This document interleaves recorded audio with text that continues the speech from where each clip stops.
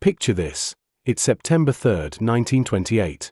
A Nobel Prize-winning discovery nearly gets thrown in the trash. Alexander Fleming returns from vacation to a filthy lab, a mold-contaminated Petri dish, and one dish is wiped clean of deadly bacteria. A medical revolution is hiding in plain sight. Sir Alexander Fleming, born in 1881, wasn't known for tidiness. But that chaos led to history. Upon returning from a 2-week holiday, he noticed a mold growing where he had cultured Staphylococcus aureus. But instead of dismissing it, he looked closer. Around the mold was a clear zone. The bacteria were dead. It wasn't just a fluke. He later identified the mold as Penicillium notatum. Fleming realized it secreted a substance that killed bacteria. This was something new. Something powerful. In March 1929, Fleming officially named the antibacterial agent penicillin. He published his findings in the British Journal of Experimental Pathology. But he underestimated it.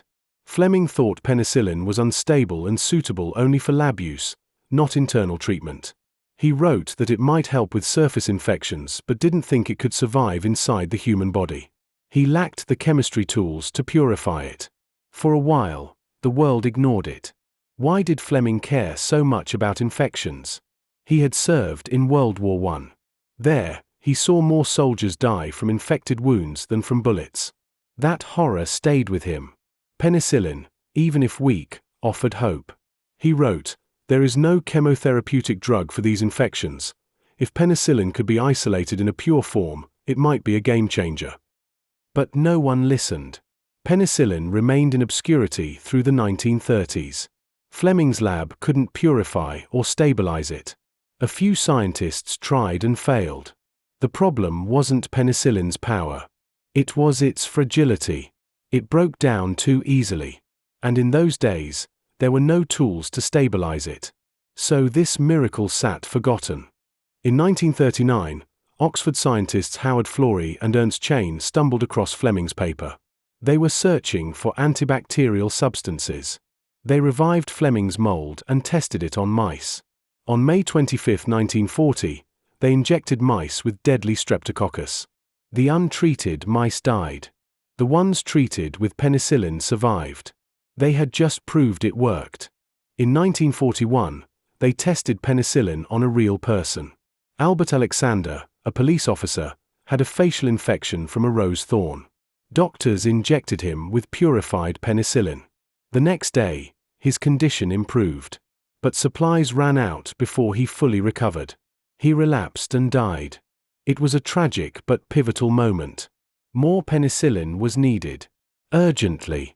The Oxford team sought help in the US. At the USDA lab in Peoria, Illinois, researchers tested over 1,000 mold strains to find one that produced more penicillin.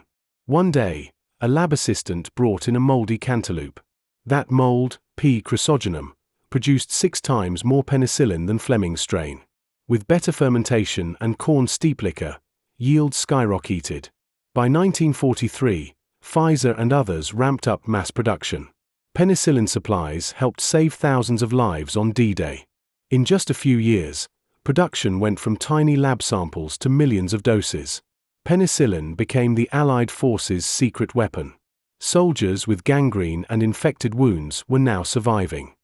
In 1945, Fleming, Florey, and Chain were awarded the Nobel Prize in Physiology or Medicine. Penicillin soon became available to civilians, treating everything from pneumonia to syphilis. It marked the beginning of the antibiotic age.